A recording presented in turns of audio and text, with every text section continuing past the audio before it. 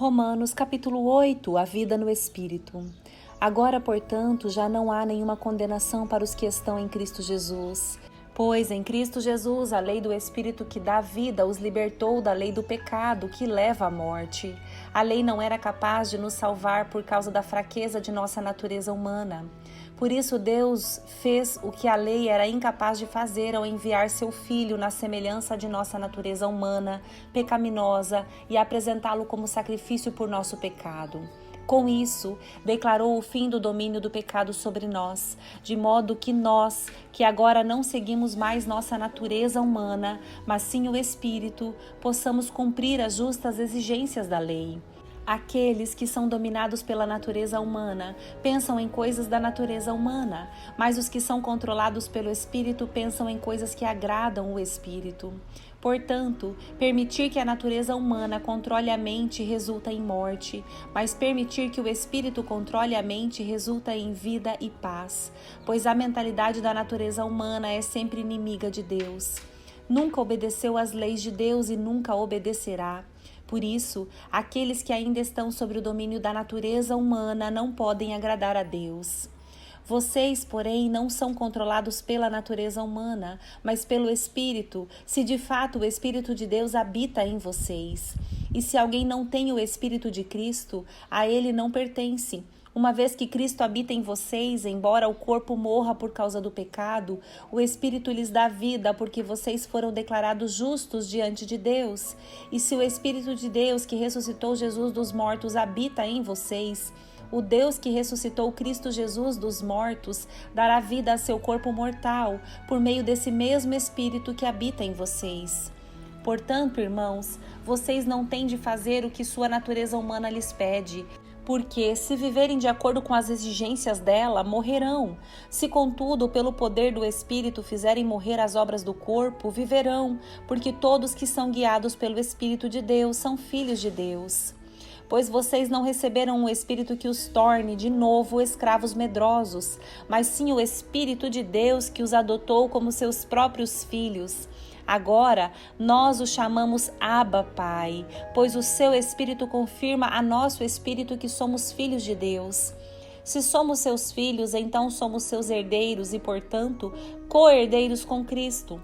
Se de fato participamos de seu sofrimento, participaremos também de sua glória. A glória futura. Considero que nosso sofrimento de agora não é nada comparado com a glória que ele nos revelará mais tarde, pois toda a criação aguarda com grande expectativa o dia em que os filhos de Deus serão revelados. Toda a criação, não por vontade própria, foi submetida a Deus a uma existência fútil na esperança de que, com os filhos de Deus, a criação seja gloriosamente liberta da decadência que a escraviza. Pois sabemos que, até agora, toda a criação geme como em dores de parto. E nós, os que cremos, também gememos, embora tenhamos o Espírito em nós como antecipação da glória futura, pois aguardamos ansiosos pelo dia em que desfrutaremos nossos direitos de adoção, incluindo a redenção de nosso corpo. Recebemos essa esperança quando fomos salvos. Se já temos alguma coisa, não há necessidade de esperar por ela. Mas se esperamos por algo que ainda não temos, devemos fazê-lo com paciência e confiança. E o Espírito nos ajuda em nossa fraqueza, pois não sabemos orar segundo a vontade de Deus, mas o próprio Espírito intercede por nós com gemidos que não podem ser expressos em palavras.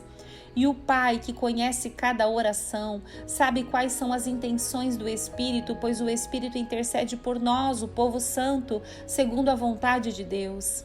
E sabemos que Deus faz todas as coisas cooperarem para o bem daqueles que o amam e que são chamados de acordo com o seu propósito.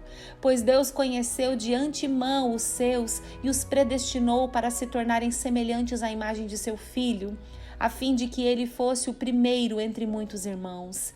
Depois de predestiná-los, ele os chamou, e depois de chamá-los, os declarou justos, e depois de declará-los justos, lhes deu sua glória. Nada pode nos separar do amor de Deus. Que podemos dizer diante destas coisas tão maravilhosas? Se Deus é por nós, quem será contra nós?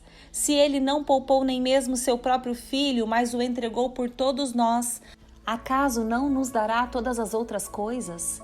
Quem se atreve a acusar os escolhidos de Deus? Ninguém, pois o próprio Deus nos declara justos diante dele. Quem nos condenará então? Ninguém, pois Cristo Jesus morreu e ressuscitou e está sentado no lugar de honra à direita de Deus, intercedendo por nós. O que nos separará do amor de Cristo? Serão aflições ou calamidades, perseguições ou fome, miséria, perigo ou ameaças de morte? Como dizem as Escrituras, por causa de ti enfrentamos a morte todos os dias. Somos como ovelhas levadas para o matadouro, mas apesar de tudo isso, somos mais que vencedores por meio daquele que nos amou. E estou convencido de que nem a morte, nem a vida, nem anjos, nem demônios, nem o que existe hoje, nem o que virá no futuro, nem poderes, nem altura, nem profundidade, nada em toda a criação jamais poderá nos separar do amor de Deus, revelado em Cristo Jesus, nosso Senhor. Romanos capítulo 9. Deus escolhe Israel.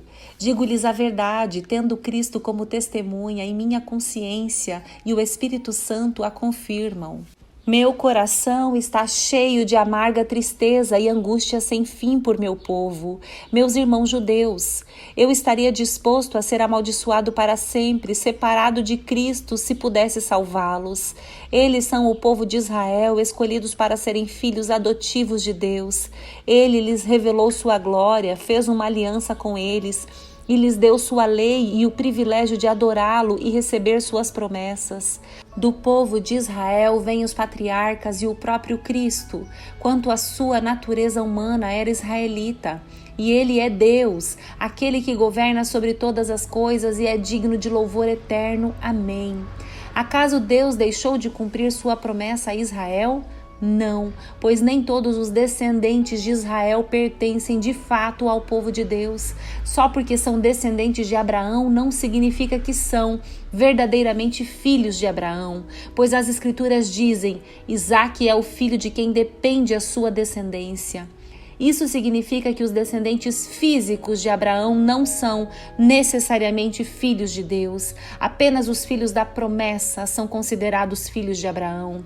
Pois Deus havia prometido: voltarei por esta época e Sara terá um filho. Esse fato não é único. Também Rebeca ficou grávida de nosso antepassado Isaque e deu à luz a gêmeos. Antes de eles nascerem, porém, antes mesmo de terem feito qualquer coisa boa ou má, ela recebeu uma mensagem de Deus. Essa mensagem demonstra que Deus escolhe as pessoas conforme os propósitos dele e as chama sem levar em conta as obras que praticam. Foi dito a Rebeca: seu filho mais velho servirá a seu filho mais novo. Nas palavras das Escrituras, amei Jacó, mas rejeitei Esaú. Estamos dizendo então que Deus foi injusto? Claro que não, pois Deus disse a Moisés: terei misericórdia de quem eu quiser e mostrarei compaixão a quem eu quiser. Portanto, a misericórdia depende apenas de Deus e não de nosso desejo nem de nossos esforços. Pois as Escrituras afirmam que Deus disse ao faraó: eu o coloquei em posição de autoridade com o propósito de mostrar em você meu poder e propagar meu nome por toda a terra. Como podem ver, ele escolhe ter misericórdia de alguns e endurecer o coração de outros. Mas alguns de vocês dirão: então por que Deus os culpa? Não estão apenas cumprindo a vontade dele? Ora, quem é você, mero ser humano, para discutir com Deus? Acaso o objeto criado pode dizer àquele que o criou: por que você me fez assim? O oleiro não tem o direito de usar o mesmo barro para fazer um vaso para uso especial e outro para uso comum? Da mesma forma, Deus tem o direito de mostrar sua ira e seu poder, suportando com muita paciência aqueles que são objeto de sua ira, preparados para a destruição. Ele age desse modo para que as riquezas de sua glória brilhem com esplendor, ainda maior sobre aqueles dos quais ele tem misericórdia, aqueles que ele preparou previamente para a glória. E nós estamos entre os que ele chamou, tanto dentre os judeus como dentre os gentios. A esse respeito, Deus diz na profecia de Oséias: chamarei meu povo, aqueles que não eram meu povo, e amarei aqueles que antes eu não amava. E também, no lugar onde lhes foi dito: vocês não são meu povo, Eles serão chamados filhos do Deus vivo. E a respeito de Israel, o profeta Isaías clamou: embora o povo de Israel seja numeroso como a areia do mar, apenas um remanescente será salvo, pois o Senhor executará sua sentença sobre a terra de modo rápido e decisivo. E como Isaías tinha dito em outra passagem, se o Senhor dos exércitos não houvesse poupado alguns de nossos filhos, teríamos sido exterminados como Sodoma e destruídos como Gomorra. A incredulidade de Israel. Que significa tudo isso? Embora os gentios não buscassem seguir as normas de Deus, foram declarados justos, e isso aconteceu pela fé. Já o povo de Israel, que se esforçou tanto para cumprir a lei, a fim de se tornar justo, nunca teve sucesso. Por que não? Porque tentaram se tornar justos por meio de suas obras e não pela fé. Tropeçaram na grande pedra em seu caminho, e a esse respeito as Escrituras afirmam: ponho em Sião uma pedra que os faz tropeçar, uma rocha que os faz cair, mas quem confiar nele jamais será envergonhado.